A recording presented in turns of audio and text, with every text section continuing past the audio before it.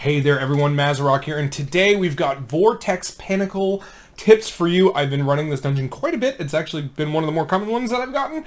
This is actually a fairly easy dungeon, but there's a decently high learning curve to some of these mechanics, so we're going to go over some of the things that you can do to make things go a lot smoother. Before we do get into it though, please do like, comment, and subscribe. It goes such a long way towards helping out the channel.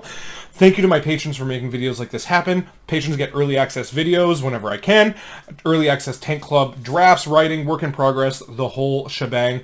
So if you want to be a Mazhole, you can join that in the link down below. There is merch for sale as well: t-shirts, hoodies, long sleeves, WoW, Pug Bingo, Blood DK, get your I'm the Healer now, and of course I only do dungeons fully erect. You can get all that at the Teespring link down below, and Discord, come on by, join, wonderful community full of great people, and Twitch, come on by and watch me stream. Alright, Vortex Pinnacle tips. Alright, so as you enter the dungeon, you're going to notice that there are these mobs that you cannot kill called Tempest. What happens there is somebody always needs to be facing those. If you are pugging as a tank, just make life easier on yourself and your group by facing those mobs. Really, you just ignore them, make sure you're facing them, that's it. You don't have to kill them, easy peasy. But when you get to the first boss, what happens there is that mechanic comes back. There are 4 Tempests that are in the room, and they always need to be viewed. Someone always needs to be in line of sight of them. So if you are kind of struggling with this boss here, because there is a lot of... This boss is fairly movement intensive. Always make sure that the party is spread out as best as you can, and that way always facing someone, and that way you can always, if you see someone moving, you can move in that line of sight, and always make sure that that is running there. But aside from that, really there's not a whole lot more to this first boss. Just avoid all the crap on the ground, watch the Tempest, because most of the time, a lot of the damage that comes in there is people that aren't watching the Tempest. They get hit by them, they start dropping low, people start freaking out, and it just cascades and snowballs from there. Alright. So after that, you have the pathway leading up to the dragon boss. But before we talk about the dragon boss, you can in fact skip the second dragon. You don't need him for count if you so choose, and some people are going to struggle with this dragon, especially as we start getting a little higher. But what you have to do to make up that count is when you get to the first dragon, there are the vapors on each side. So you go up to one side, you take care of the 2 vapors, take care of the first dragon, go to the second vapors, and then keep moving on. And any spot in the dungeon where there is a path to choose from that have mobs up the path on each side, you should be going back and pulling the other side as well. It's kind of the easiest way to gain count going along.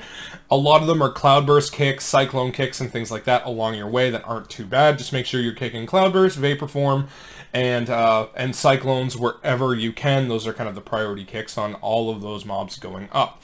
Now we have the dragon boss. This one here has been a struggle boss for a lot of people, and it's kind of for good reason. It's probably one of the ones that requires the most amount of attentiveness from the group. So it has 2 mechanics, right? 2 big ones.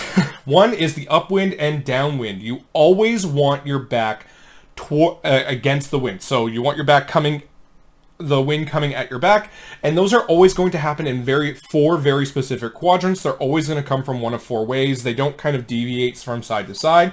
So once you get to the boss and you are facing him, that is your first vertical line, and then the other one is horizontal to that. Now, this is going to give you a nice big haste buff, which you're going to want to be utilizing as much as possible. The second one is the cloudburst. So what happens is a little Zymox type ring goes around, and you need to use the little swirlies on the ground to jump up and over it. As you can see here on my Vengeance Demon Hunter, you can jump up and then immediately Infernal Strike down to the exact point of the downwinds, upwinds, and that you want to be, and that way you can position the boss accordingly. This boss does have a frontal that you do want to avoid as well. You can keep your winds buff by moving up just slightly on either side of the dragon breath and still attacking him and still being able to hit his hitbox, right? But aside from that, it's just rinse and repeat. Always make sure that you're always getting that buff. And as the tank, a lot of the DPS are going to be looking at you for guidance on where those are coming from, because a lot of pugs are just going to blast and be like, oh, the tank is there. That's probably where I want to be as well. So pay a lot of attention to the winds on that dragon boss.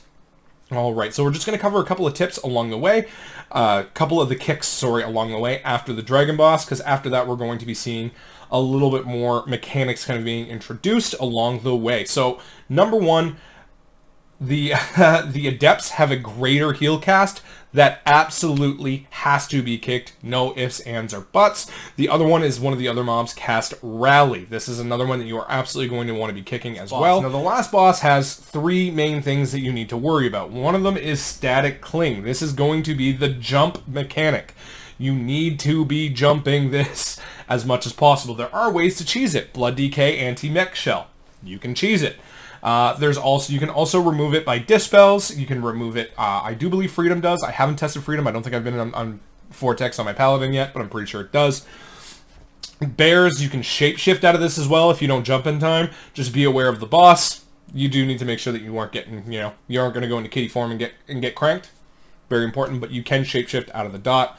And pretty much a lot of tanks have something for it, so it's not too bad. The other one is you have to make sure everybody swaps to the ad. The ad has a little bit of health right now. I do expect that is going to get tuned down a little bit, but the ad is the prio kill target there. The boss will down itself eventually. He does not do a whole lot aside from the chain lightning, but you got to watch out there. And then third, when the boss starts making the triangle on the ground, he is going to electrify the entire floor except for that triangle because he's planning on going right over it. You and everyone else needs to be sure that you are in that triangle or else it's going to go very, very bad. But that is it for Vortex Pinnacle tips. Those are the biggest things that you need to know about right now. And what dungeon do you guys want to see next? I'd love to know. Thank you everyone for listening. Have yourself a good one. Happy tanking.